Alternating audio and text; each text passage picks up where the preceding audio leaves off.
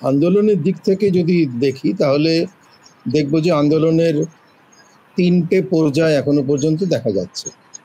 প্রথম পর্যায়টা ছিল স্বতঃস্ফূর্ত ব্যাপক গণ আন্দোলন, জনসমাজের বিভিন্ন বর্গের মানুষ, ছোট বড়, মহিলা পুরুষ নির্বিশেষে, বাচ্চা বয়স্ক মানুষ নির্বিশেষে মানুষ রাস্তায় বেরিয়েছেন, প্রতিবাদ করেছেন, জাস্টিস চেয়েছেন এবং একাধিকবার তারা রাস্তায় বেরিয়েছেন। বড় বড় মিছিল হয়েছে, মোর্চা হয়েছে, মিটিং হয়েছে, কনভেনশন হয়েছে, অনেক কিছু হয়েছে।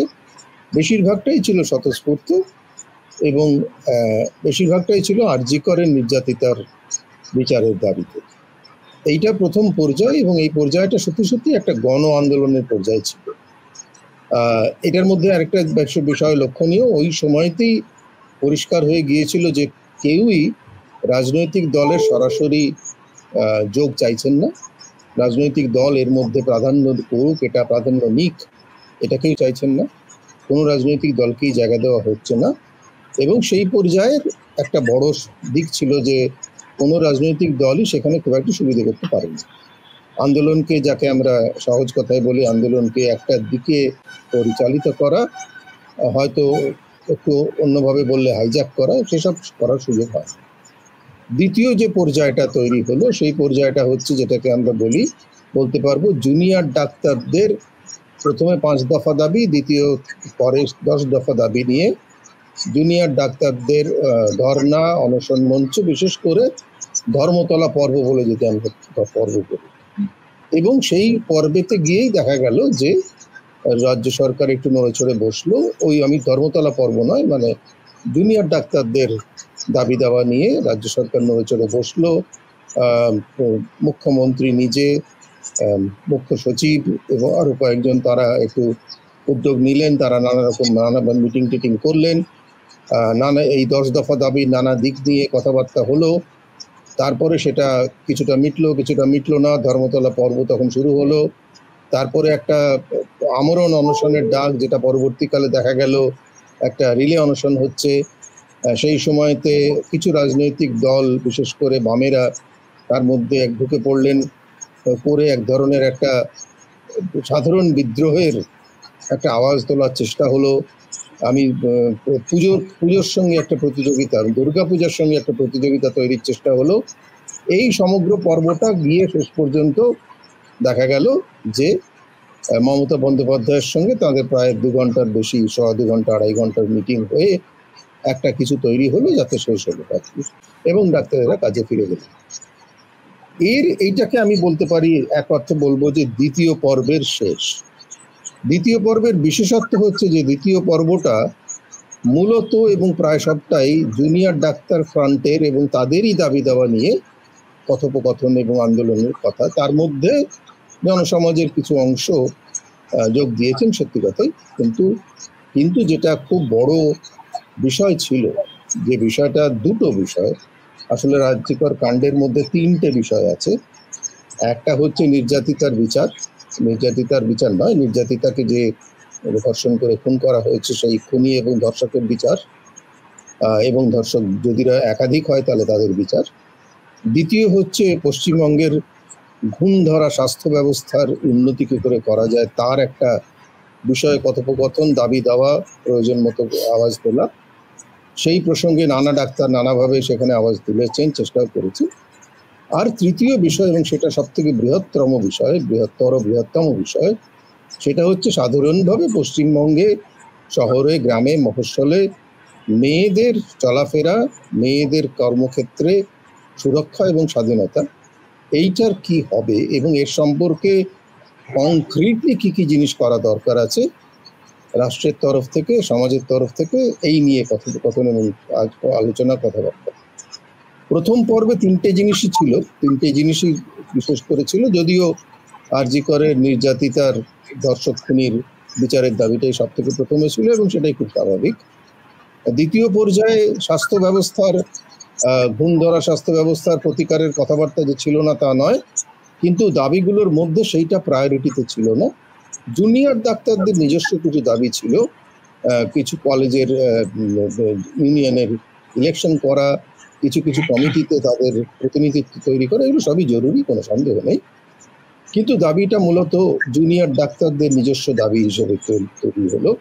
বিশেষ করে বলতে হয় যে দ্বিতীয় পর্বেতে মহিলাদের স্বাধীনতা, সুরক্ষা, চলাফেরায় যে মর্যাদা এবং ডিগনিটির প্রশ্নটা একেবারে প্রায় অনুপস্থিত হয়ে গেছিল। যদিও সেই পর্যায়ে অনেক মহিলা, জনসমাজের অনেক মহিলা সংগঠন ছিলেন, সেটাও তারা এসেছিলেন, কিন্তু সেই প্রশ্নটা সামনে ছিল না।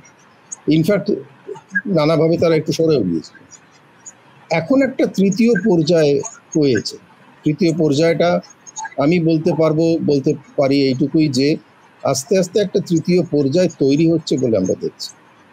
সেখানে যেটা লক্ষণীয় সেটা হচ্ছে যে একটা জনতার চার্জশিট বলে একটা ঘটনা ঘটেছে। সেখানে বেশ কিছু মানুষ এসেছিলেন, কিছু অবসরপ্রাপ্ত বিচারপতিরা এসেছিলেন, গণ্যমান্য ব্যক্তিরা এসেছিলেন।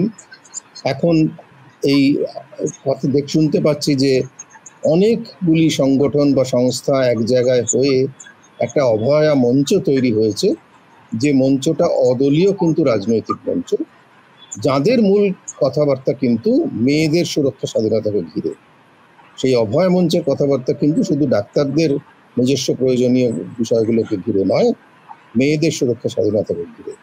আরো একটা জিনিস খবর এখন পাচ্ছি, সেটা হচ্ছে একটা গণশুনানি হতে চলেছে। সেই গণশুনানিতে মূলত মেয়েদের স্বাধীনতা রক্ষা, মেয়েদের সুরক্ষা নিয়েই গণশুনানিটা হবে, এবং সেখানে অবসরপ্রাপ্ত বিচারপতিরা থাকবেন, আরো কিছু বিশিষ্ট ব্যক্তিরা থাকবেন।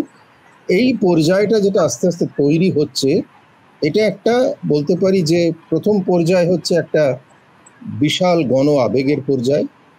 দ্বিতীয় পর্যায়টা একটা সংগঠিত ডাক্তারদের, জুনিয়র ডাক্তারদের নিজস্ব দাবি দেওয়ার পর্যায়। আর তৃতীয় পর্যায়টাকে আমি বলতে পারি যে আস্তে আস্তে আন্দোলনটাকে একটা সংগঠিত, ধারাবাহিক, সাস্টেইনড কি করে করা যায় সেই প্রচেষ্টার দিকে আস্তে আস্তে যুক্ত হওয়া, এবং সেই নিয়ে ভাবনা চিন্তা করা, তার সম্পর্কে নানা ধরনের চেষ্টা তৈরি করা, নানাভাবে এই কথোপকথন, এই কথাবার্তা, এই আলোচনা, এই বিতর্ককে কি করে জিগিয়ে রাখা যায়, কি করে মিডিয়াতে, মূলত মূল স্রোতের মিডিয়ার মধ্যে এই বিষয়টাকে একটা মূল জায়গাতে অনেকদিন ধরে রেখে দেওয়া যায়, এই বিষয়তে একটা প্রচেষ্টা চলছে। এবং আমি নিশ্চিতভাবে ব্যক্তিগতভাবে অত্যন্ত আশাবাদী যে স্বতঃস্ফূর্ত গণ আন্দোলনের নানা ধরনের পর্যায় থাকে। প্রথম পর্যায়টা সাধারণত দেখা যায় খুব বড় আবেগ একটা পর্যায়ে হয়, তারপরে আস্তে আস্তে আন্দোলনের একটা থিতনো পর্যায়েও আসে, আবার কিছুদিন বাদে আবার সেটা জায়গা দিয়ে ওঠে। সবসময় একই স্কেলে জায়গা দিয়ে ওঠে তা হয় না, কিন্তু যেটা ঘটে সেটা হচ্ছে যে এই আন্দোলন তো আমাদের অনেক কিছু জিনিস শেখালো। 3 মাস হয়ে গেছে যখন, আমরা কিছু জিনিস তো শেখার দিক থেকেও বলতে পারি যে কি কি পেলাম, কি কি শিখলাম। একটা জিনিস শিখলাম, সেটা আমার মনে হয় এখনো বোধহয় সবাই শেখেননি, সেটা হচ্ছে যে ভারতবর্ষের বিচার ব্যবস্থা সত্যি দীর্ঘসূত্রে বাঁধা। কোনোভাবেই এটাকে 7 দিনের মধ্যে বিচার চাই বলে, আমেরিকাতে সেই রেকর্ড আছে, একটা জাজমেন্ট দিতে 30 সেকেন্ড সময় লেগেছিল, আর ভারতবর্ষে আছে লংগেস্ট জাজমেন্টের রেকর্ড। মুঘল আমলের একটা মামলা, সেটা 1958 সালে গিয়ে ফয়সালা হয়েছিল। এই দুটো এক্সট্রিম রেকর্ড আছে, তার মধ্যে ভারতবর্ষের যে কোনো মামলাতেই সময় লাগে। আপনি ইন্দিরা গান্ধীর হত্যার মামলা মনে করে দেখুন, যে মানুষটি হত্যা করেছিল তাকে তৎক্ষণাৎ ধরা হয়েছিল, সেই মানুষটির ফাঁসি দিতে 12 বছর লেগেছিল, দেশের প্রধানমন্ত্রী হত্যা। কাজেই আমার মনে হয় অনেকেই এখন বুঝতে পারছেন যে বিচার পেতে সময় লাগে। এটা যতটা তাড়াতাড়ি আমরা শিখবো এবং বিচারের প্রক্রিয়াটাকে যতটা ক্লোজলি মনিটর করতে পারবো, দেখতে পারবো, এবং তাই নিয়ে আলোচনা চালাতে পারবো, বিতর্ক হতে পারবে, ততই ভালো। গতকাল তো রবিবার ছিল বোধহয়, আজ থেকে শুরু হয়েছে শিয়ালদা কোর্টে অ্যাকচুয়াল মামলাটি। এতদিনই চার্জশিট পড়েছিল, আজ থেকে শুরু হয়েছে, এবারে মামলা চলবে, যা হবার পাবে। দ্বিতীয় আরেকটা জিনিস শিখলাম, সেটা হচ্ছে যে সুপ্রিম কোর্টের এই স্বতঃপ্রণোদিতভাবে আরজি করের ব্যাপারটি মনিটর করবার বিষয়টি আলটিমেটলি একটা ধরি মাছ নাছুই পানি গোছের একটা বিষয় গিয়ে হয়ে দাঁড়ালো। অন্তত আমার পুরো পর্যবেক্ষণে তাই দাঁড়াচ্ছে। সেটা হচ্ছে যে আচ্ছা, আমরা এ পক্ষকেও শুনবো, আমরা ও পক্ষকেও শুনবো, আমরা তৃতীয় পক্ষকেও শুনবো, চতুর্থ পক্ষ যদি কিছু থাকে সবাইকেই শুনবো, কাউকে আমরা বাদ দেবো না। কিন্তু আমরা আসলে শুনে টুনে সবাইকেই বলবো হ্যাঁ ঠিক আছে, সব কিছু চলছে, এবং এটাই হবে। মানে আমি এই ধরনের একটা অত্যন্ত কি বলে ইনএফেক্টিভ মনিটরিং এর সঙ্গে তুলনা করব, যেটা অনেকের মনে নেই আজকের দিনে। সেটা হচ্ছে খাদ্যের অধিকার আন্দোলনের সময় সুপ্রিম কোর্ট একটা ব্যবস্থা নিয়েছিল, সেটাকে বলা হয় সুপ্রিম কোর্ট মনিটর্ড খাদ্যের অধিকার সুনিশ্চিত করার একটা ব্যবস্থা, যেখানে সুপ্রিম কোর্ট সারা দেশের জন্য 2জন কমিশনার নিয়োগ করেছিলেন এবং 2জন অত্যন্ত প্রতিষ্ঠিত বিশিষ্ট অবসরপ্রাপ্ত ব্যুরোক্র্যাট, এনসি সাক্সেনা এবং SR শঙ্করন। তারা 10টি রাজ্যে তাদের অ্যাসিস্ট্যান্ট কমিশনার নিয়োগ করেছিলেন, যারা সেই রাজ্যগুলিতে গিয়ে মাঠে ঘুরে ঘুরে প্রতি মাসে সুপ্রিম কোর্টকে একটা রিপোর্ট দিত এবং সেটা পাবলিকলি মানে খবরের কাগজে লিখতো এবং তারা পাবলিকলি যেটাকে বলে গণশুনানি করত, সবাইকে জানাতো, ফলে একটা আলোড়ন পড়ে গিয়েছিল সেই অবস্থা। এবং এই প্রক্রিয়াটা কয়েক বছর ধরে চলেছিল। 2003 সালে প্রথম ইন্টারিম অর্ডার হয় এবং তারপরে 2008-2009 পর্যন্ত সুপ্রিম কোর্ট একের পর এক অর্ডার দিয়ে গেছে কিভাবে ভারতবর্ষের অঙ্গনওয়াড়ি ব্যবস্থা এবং মিড ডে মিল ব্যবস্থাকে একটা পাকাপোক্ত সর্বজনগ্রাহ্য ইনক্লুসিভ ব্যবস্থায় পরিণত করা যায়। সেই সূত্রে ভারতবর্ষের মিড ডে মিল প্রতিষ্ঠা হয় সব জায়গাতে। পরবর্তীকালে 2013 সালে গিয়ে সেটা আইন তৈরি হয়ে যায়। কিন্তু সেটা একটা ইতিহাস হয়ে থাকবে সুপ্রিম কোর্টের মনিটরিং কাকে বলে, এবং সেই মনিটরিং শুধুমাত্র একটা ঘরে বসে মনিটরিং নয়, যেখানে রাজ্য সরকার বলছে 275টা আমরা কি বলে ক্যামেরা লাগিয়েছি, সিসিটিভি, আবার আর সুপ্রিম কোর্ট বলছে না তো 400টা লাগানোর কথা ছিল। এই ধরনের সিলি মনিটরিং মানে নয়। মানে 275টা না 400টা, এটা কি সুপ্রিম কোর্টের অতগুলো জাজের, অতগুলো মানে বার অ্যাসোসিয়েশনের অতগুলো প্রতিষ্ঠিত উকিলের সময় নিয়ে এই অঙ্ক তৈরি হবে নাকি? এই জিনিসটা দেখতে গেলে হাস্যকর লাগে যে তারা সবাই মিলে ডিবেট করছে, তার মধ্যে একজন লয়ার উঠে বললেন না 275টা বাজে কথা, লাগিয়েছে মাত্র 100টা। তাতে আরেকজন বললেন যে না আমাদের এই তো এফিডেভিট করে বলা আছে। এই সব চলছে সুপ্রিম কোর্টে। কবে ডাক্তাররা জয়েন করবেন তাই নিয়ে সুপ্রিম কোর্টে বিতর্ক হচ্ছে। কবে ডাক্তাররা কাজে জয়েন করবে পশ্চিমবঙ্গে, সেটা কি সুপ্রিম কোর্ট ওইটা মনিটর করবে নাকি? কজন জয়েন করেছে, কজন করেনি, কজন বাকি আছে, ধর্মতলায় কজন আছে, মানে আলটিমেটলি মনে হয় হচ্ছেটা কি, আর কি কথা ছিল না, হচ্ছেটা কি। তা এই সুপ্রিম কোর্টের অভিজ্ঞতাটা সব মিলিয়ে মোটেই আশাব্যঞ্জক নয়, এবং আমার মনে হয় তারা প্রথম থেকেই একটা ব্যালেন্সিং অ্যাক্টের চেষ্টা করেছেন, সত্যি জিনিসটাকে মনিটর করা যাকে বলে, এবং যেটা তাদের মূল কাজ ছিল যে স্বাস্থ্য ব্যবস্থার কি ধরনের পরিবর্তন দরকার, এবং তার জন্য তারা যদি পশ্চিমবঙ্গের জন্য একজন কমিশনার অ্যাপয়েন্ট করতেন, একজন অত্যন্ত প্রতিষ্ঠিত রিটায়ার্ড জাজ অথবা রিটায়ার্ড ব্যুরোক্র্যাটকে দিয়ে, এবং তাকে একটা ম্যান্ডেট দিতেন যে তুমি দেখে বলো, এবং শুধু আমাদের বলো নয়, পাবলিককে জানাও যে পশ্চিমবঙ্গের স্বাস্থ্য ব্যবস্থায় কি হচ্ছে, এবং এটা আগামী 5 বছর ধরে আমরা মনিটর করব, তবে কিছুটা হতে পারত। সেটাই রাইট টু ফুড মুভমেন্ট করে দেখিয়েছিল। তৃতীয় যে জিনিসটা আমাদের বলতে হবে সেটা হচ্ছে আন্দোলনের দিক থেকে আমরা কি পেলাম। আন্দোলনের দিক থেকে তো অনেক কিছু পেয়েছি। এই প্রথম পশ্চিমবঙ্গের মানুষ বুঝতে পারলো যে অদলীয় কিন্তু ভীষণ ইম্পর্টেন্ট রাজনৈতিক প্রশ্ন নিয়ে আন্দোলন করা যায়, রাজনৈতিক দলের বাইরে আন্দোলন করা সম্ভব, ব্যাপক আন্দোলন গড়ে তোলা সম্ভব। জনতার ভয় অনেকটা সাহায্য করেছে। এটার প্রকাশ ভবিষ্যতে আরো ঘটবে, এ বিষয়ে কোনো সন্দেহ নেই। মানুষ অলরেডি কথা বলতে শুরু করেছে। খুব আশার কথা আমার মনে হয় যে অদলীয় রাজনৈতিক মঞ্চ তৈরি হয়েছে, নন পার্টি পলিটিক্যাল ফরমেশন, যাকে রজনী কোঠারি 1970-এর দশকের শেষের দিকে 80-র দশকের প্রথম দিকে বলেছিলেন। সেই জিনিসটা আজকে 40 বছর বাদে পশ্চিমবঙ্গে ঘটছে। নন পার্টি পলিটিক্যাল ফরমেশন। রাজনৈতিক দলগুলোকে দূরে সরিয়ে রাখা গেছে, তারা খুব একটা ফায়দা তুলতে পারেনি।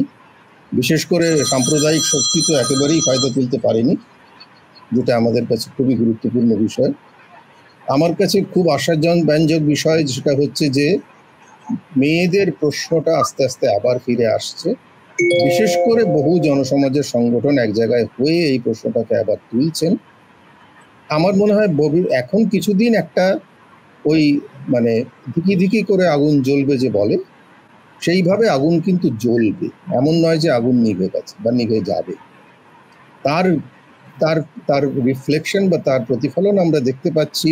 যখনই কেউ না কেউ কিছু ডাক দিচ্ছে, কিছু মানুষ জড়ো হচ্ছেন, কিছু মানুষ রাস্তায় নামছেন, এবং সংখ্যাটা একেবারে নগণ্য নয়। কিন্তু হ্যাঁ, যে কোনো স্বতঃস্ফূর্ত আন্দোলনের এটাই বৈশিষ্ট্য যে প্রথম দিকে যে ধরনের উচ্ছ্বাস, যে ধরনের উত্তাপ, যে ধরনের ব্যাপকতা থাকে, সেটা আস্তে আস্তে থিমিয়ে যায়। সেই সময়টা আসলে কনসলিডেশনের সময়। সেই সময়টা এখন আসলে এই সময় এই বিষয়ে দেখার যে কিভাবে আমরা ছড়িয়ে ছিটিয়ে থাকা সমস্ত জনসমাজের শক্তিগুলোকে এক জায়গায় আনতে পারি এবং একটা ব্যাপক এই ধরনের মঞ্চ তৈরি করতে পারি, যারা খুব গুরুত্বপূর্ণ বিষয়গুলো নিয়ে দলীয় রাজনীতির বাইরে থেকে সরাসরি মানুষের রাজনীতির কথা বলবে। সেইটা বললে আস্তে আস্তে ভবিষ্যতে সমাজের আরো বিশিষ্ট বর্গের মানুষ হয়তো যোগ দেবেন। তাহলে হয়তো দেখা যাবে একটা দিন ক্রমশ এই শক্তিটা বাড়ছে। তখন ভবিষ্যতে আবার যদি কিছু ঘটে, তাহলে আবার একটা আন্দোলনের চেহারা তখন নেবে। আরেকটা জিনিস ঘটে যেটা স্বতঃস্ফূর্ত আন্দোলনের থেকে সবাই জানে, সেটা হচ্ছে যে স্বতঃস্ফূর্ত আন্দোলনগুলো সরাসরি যে সাফল্য দেয় তা নয়। বেশিরভাগ ক্ষেত্রেই সরাসরি সাফল্য দেয় না, দিলেও কিছুটা দেয়, অনেকটাই দেয় না। কিন্তু যেটা দেয় সেটা হচ্ছে মানুষকে প্যাসিভ প্রজা থেকে অ্যাক্টিভ সিটিজেন করে তোলা, এবং ক্রমশ ক্রমশ মানুষের মধ্যে এই চেতনা তৈরি হতে শুরু করে যে হ্যাঁ, আমাদেরও রাস্তায় নামতে হবে, না নামলে বিষয়টা এগোবে না। উল্টোটাও কি ঘটে? উল্টোটাও ঘটে, কিন্তু সেই বিষয়ে আমরা পরে কথা বলবো।